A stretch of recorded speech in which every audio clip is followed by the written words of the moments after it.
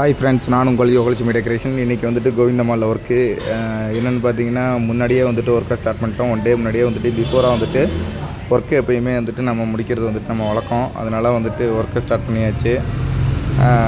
பசங்க வந்துட்டு பார்த்திங்கன்னா, முன்கூட்டியே நான் வந்துட்டு பசங்களை விட்டுட்டு ஒர்க்கை வந்துட்டு சீக்கிரமாக முடிக்கணும்னு சொல்லிவிட்டு நான் கமிட்மெண்ட் இருந்ததுனால நான் வெளில கிளம்பிட்டேன். பசங்க வந்துட்டு ஆல்மோஸ்ட் ஒர்க்கு நெருக்கிட்டாங்க. ஸ்டேஜ் ஒர்க் வந்துட்டு கம்ப்ளீட்டாக முடிஞ்சிச்சு. மேட்டுக்குன்னு டேப் அடிச்சிட்டோம். மேட்டுக்கு வந்துட்டு நம்ம வந்துட்டு டேப்பு வந்துட்டு ரொம்ப ரொம்ப முக்கியம். ஏன்னு கேட்டிங்கன்னா, வயசானவங்கெல்லாம் ஏறக்குள்ளார பார்த்திங்கன்னா ரொம்ப தடுமாறிடுவாங்க. அதனால் வந்துட்டு எல்லா மேட்டுக்குமே நாங்கள் கம்ப்ளீட்டாக டேப் அடிச்சிருக்கோம். நீங்கள் வீடியோவில் பார்த்தாலே தெரியும். என்ன ரீசன்னு கேட்டிங்கன்னா, நம்ம வந்துட்டு முன்னாடியே ஒர்க்கை முடிக்கிறதுனால பார்த்திங்கன்னா, அந்த மேட்டோட ஃபினிஷிங்லாம் பக்காவாக வச்சு நம்ம டேப் அடிச்சிருவோம்.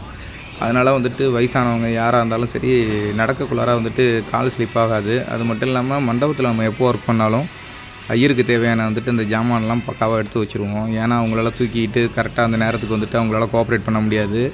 அதனால் வந்துட்டு நம்ம எல்லாமே பக்காவாக இருக்கா, அவங்களுக்கு வந்துட்டு ஃபங்க்ஷன் ஆரம்பிக்கக்குள்ளார அவங்களுக்கு எந்த ஒரு இடைஞ்சலும் இருக்கக்கூடாது. நம்ம ஒர்க்கு தான் முடிஞ்சிருச்சுன்ட்டு நம்மளும் வந்துட்டு அலட்சியமாக வெளில போகிறது கிடையாது. மண்டபத்துக்கும் வந்துட்டு நம்ம கோஆப்ரேஷன் பண்ணுவோம். என்ன ரீசன்னு கேட்டிங்கன்னா, மண்டபத்தோட ஒத்துழைப்பு இல்லாமல் நம்மளால் எதுவுமே செய்ய முடியாது.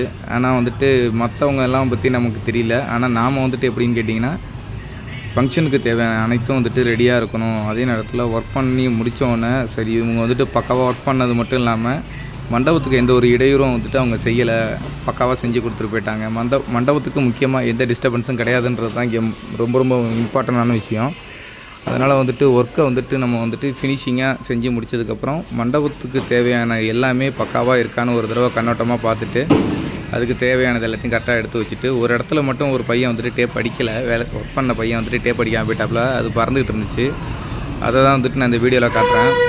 அந்த பையனை வந்துட்டு பக்காவாக டேப் அடிக்க சொல்கிறேன். அந்த பையனை வந்துட்டு டேப் அடிக்கிறதுக்கு வந்துட்டு எடுத்துக்கிட்டு வந்துட்டு இருக்காப்ப. நாம் எதிர்பார்த்ததை தாண்டி ஒர்க்கு ஃபினிஷிங்காக வந்துடுச்சு.